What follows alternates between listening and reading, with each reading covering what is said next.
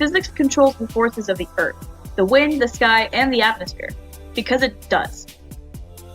Physics also plays a role in a little thing called the Coriolis Effect. In a short definition, the Coriolis Effect is what causes large bodies of water or air, i.e. currents or storms, to curve in a direction above the Earth's surface. Now, I learned this little fact in geography, but never really learned why.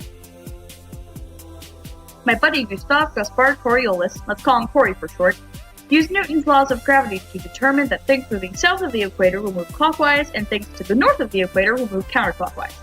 The object is most obviously seen doing this when moving longitudinally, aka north and south, because of the Earth's constant eastward rotation.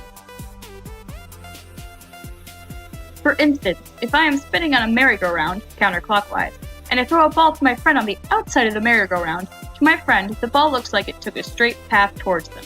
However, the ball veered to my right relative to my position.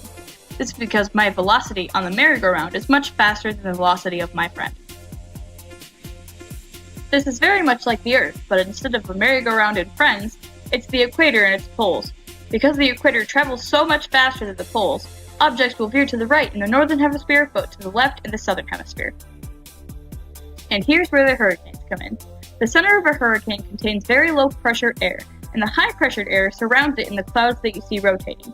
The high-pressured air really wants to get to the center where the low pressure is, but because of the Coriolis effect, all that air is misdirected slightly to the right each and every time, at least in the northern hemisphere, causing it to spin around the eye of the hurricane. This effect is so prevalent in hurricanes that hurricanes cannot even cross the equator from one side to another. They come near it and skate on the edge of it like it's a wall, because the Coriolis effect will not allow it to. Something that also isn't very well known about the Coriolis effect is the way it deflects wind. Say, if the Earth stopped rotating on its axis, a multitude of bad things would happen, but something else that would happen is that the wind would flow from the poles, naturally high-pressured areas, remember what I said earlier, to the equator and back. The Coriolis effect deflects those winds, which is the major reason why weather systems do the whole rotating thing in the first place. Entire climate patterns. Wow, physics. The funniest thing about the Coriolis effect is that it is kind of an illusion. This is because it only has an effect on moving objects when you are taking measurements from the rotating/moving perspective. So it's kind of an illusion, but more like something that only happens to moving objects. And everybody on Earth happens to be a moving object, so we can't really ignore it. Physics is crazy weird.